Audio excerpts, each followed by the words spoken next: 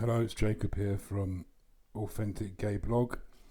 This is a video about International Men's Day, which is November the 19th, which is Thursday. It's International Men's Day is about making a positive difference to the lives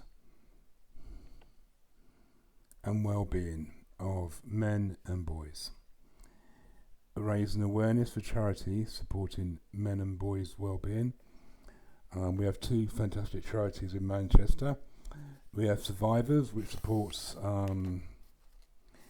men who have been sexually abused and raped, and also the Men's Room, which supports young men under 25 who are vulnerable, and this primarily is rough sleepers, young men involved in the criminal justice system, for example, and promoting a positive conversation about men, manhood and masculinity, which I feel is a really important one in terms of some of the statistics I'm going to give you about men. It's funny because quite often on International Women's Day, which is March the 8th, many men say, well, what about men? What about men? Well, we all know, or most of us know about gender inequality in regards to men and women. However, men do face inequalities. This is a fact. So, in regards to suicide, 75% of all suicides are men. And again, this links to the whole concept of manhood and masculinity. It's not really seen as a very masculine thing to do, to talk about your feelings and how you're upset. Men are supposed to be like, oh yeah, I'm a man, and talking about their feelings isn't really something a lot of men do, and you have that kind of camaraderie between men, and when they're workmates and mates, and they're like, oh yeah, you're my mate, aren't you, all that, but there's very little openly discussing feelings and stuff like that. You might get occasions where a guy or one male friend he'll go to talk about his feelings and stuff like that. And woe betide should you cry. We all know the kind of rules. Men don't cry, men don't have feelings, all that kind of thing.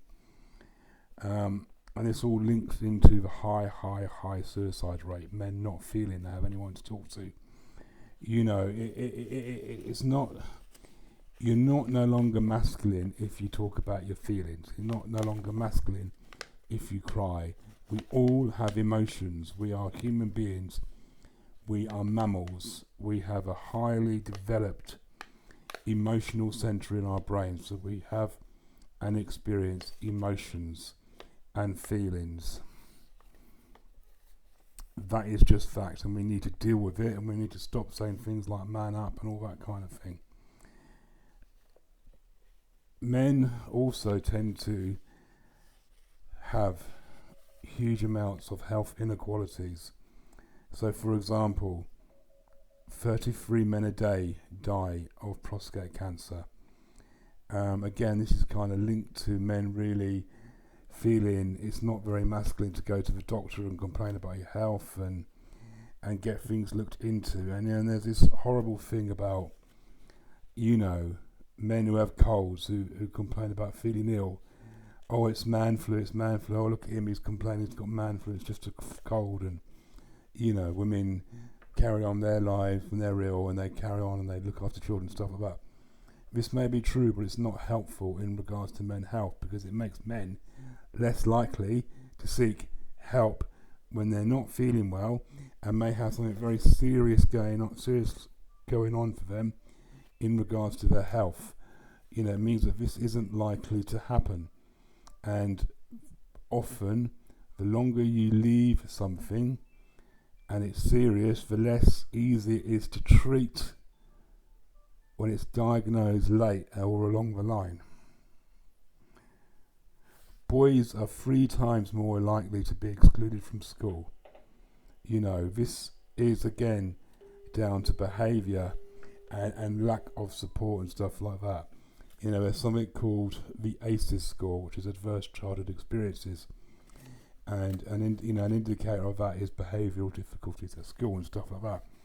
Again, this is boys not going to get help when they're being abused and stuff like that, because it's not seen as very strong or very masculine, and to complain about the fact you're being abused. 85% of rough sleepers are men. So that's 85%, vast majority. And many of these guys have drug and alcohol problems, which are secondary and come secondary. And I know this because I've worked in organisations that support rough sleepers. The drug and alcohol comes second, the homelessness comes first. Often this is because of men losing their homes in divorce settlements and having to pay mortgage payments for that, not being able to cope financially because a lot of outgoings are happening. And yes, men should support their children, absolutely, it goes without saying. But when I worked in the organisation that supported rough sleepers, a lot of the men had fallen on hard times, had got made redundant and stuff like that, ended up losing their homes, and them not being seen as a priority by the local authorities, they end up sleeping rough. Now, of the rough sleepers who die prematurely, 96% of them are men. 12,000 men a year are raped. In the year 2017 to 2018, 12,000 men a year that year were raped. And again, many of these men don't talk about it or share their feelings or share what happened because it's not seen as being very masculine. For a start, they were raped mostly by another man, sometimes by women, but mostly by another man. So that's not seen as being very masculine because you've let another man rape you, basically. So it's quite a humiliating experience for those men. In regards to gay and bisexual men, I did look on the International Men's website, and there wasn't very much mention of my community of gay, bisexual and trans men, which is a bit of a shame, really. Gay and bisexual men are 5 times more likely to self-harm and attempt suicide than their heterosexual counterparts. Again, society still has homophobia, society is still very heterosexist. The heterosexist way of life is the dominant one, it's the one that's portrayed in all the media and all of that, and quite often young gay and bisexual men even today feel unable to come out and tell people that they're gay. Again, there's a lot of stigma attached to this in regards to masculinity. That whole perception is that you can't be a masculine gay man. Well, there are lots of masculine gay men. I'm one, and that it's incongruent to be that and masculine and a man at the same time. If you're gay, you must be feminine or effeminate, and again, that's a whole perception of anything female orientated is seen as bad and not good and not strong and not being a strong, tough bloke. Trans men, the statistics are even worse because there's still a lot of transphobia in society around, the whole idea of transphobia. We really need to be looking at a different perception of what masculinity and what femininity is in terms of how it orientates and how people, how their behaviour and their actions fit in regards to that,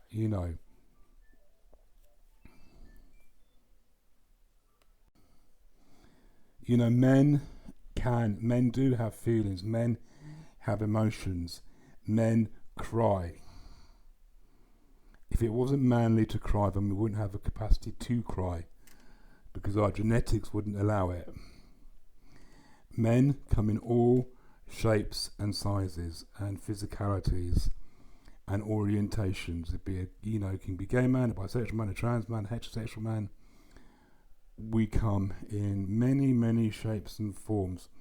We need to have a much more better conversation about what masculinity is, because we hear the term toxic masculinity bounded about an awful lot, and then that is used as some kind of way to bash guys, and then also it's used as a way for a lot of men who have really quite unresourceful ways of being to play the victim and play the victim role in regards to their being abused in some way.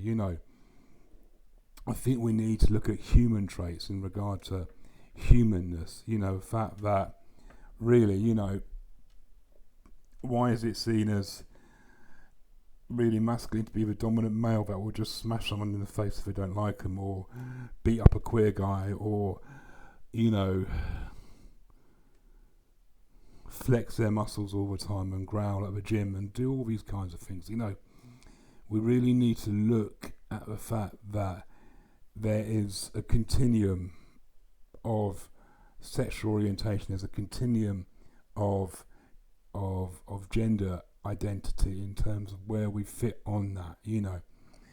I think we need to be looking at better ways of terming masculinity in terms of saying, well, actually, it's strong for a man to show his feelings, and it's strong for a man to stand up for something and do something. But then we need to look at that as just basically, it doesn't matter if you're a man or a woman. Really, we should share the same qualities. We should share the same ways of being in terms of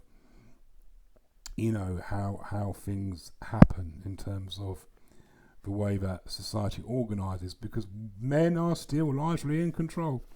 White, heterosexual, middle class men are still very, very, very, very, very much in control of society, and that is only going to change slowly over time, when men are prepared to share power and give up power, and share it with everybody, basically, in terms of the world moving forward, and we need to kind of look at this to help all the young men who are growing up now, so they have a much better idea or feel safer in themselves and not feel that they need to conform in some way, and then hopefully those horrible statistics will change. Thank you.